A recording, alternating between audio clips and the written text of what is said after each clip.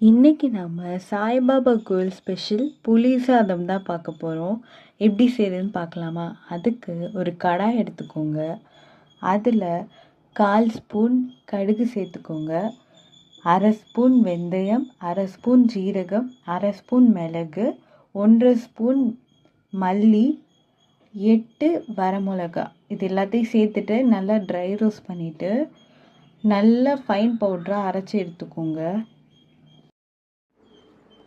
அதுக்கப்புறம் ஒரு கடாய் எடுத்துக்கோங்க. அதில் 4 ஸ்பூன் எண்ணெய் விட்டுட்டு 1 ஸ்பூன் உளுத்தம் பருப்பு, 1 ஸ்பூன் கடலைப்பருப்பு, 1/2 ஸ்பூன் கடுகு சேர்த்துட்டு கடுகு பொரிஞ்சதுக்கப்புறம் 2 கொத்து கருவேப்பிலை, 4 வரமிளகாவை கிள்ளி போட்டுட்டு அது கூடவே 1/4 ஸ்பூன் மஞ்சத்தூள், 1/4 ஸ்பூன் பெருங்காயம் ஆட் பண்ணிவிட்டு அது கூடவே லெமன் சைஸ் புளியை ஊற வச்சு வச்சுருக்கேன், அதையும் ஆட் பண்ணிக்கலாம். ஆட் பண்ணிவிட்டு நல்லா கொதிக்கட்டும்.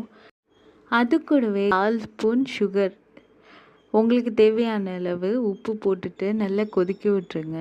நல்லா எண்ணெய் திரிஞ்சு வந்ததுக்கப்புறம் நம்ம அரைச்சி வச்சுருக்க பவுட்ரு ஆட் பண்ணிவிட்டு கொஞ்சோண்டு தண்ணி ஊற்றி நல்லா கொதிக்க வச்சுக்கோங்க. ஃபைனலாக வேர்க்கடலை சேர்த்து இறக்கிடுங்க. அவ்வளோதான், நம்மளோட புளியோதரை ரெசிபி ரெடி. இது மாதிரி ஈஸியான ரெசிபீஸ்க்கு மறக்காமல் நம்ம சேனலை சப்ஸ்கிரைப் பண்ணிக்கோங்க. பை.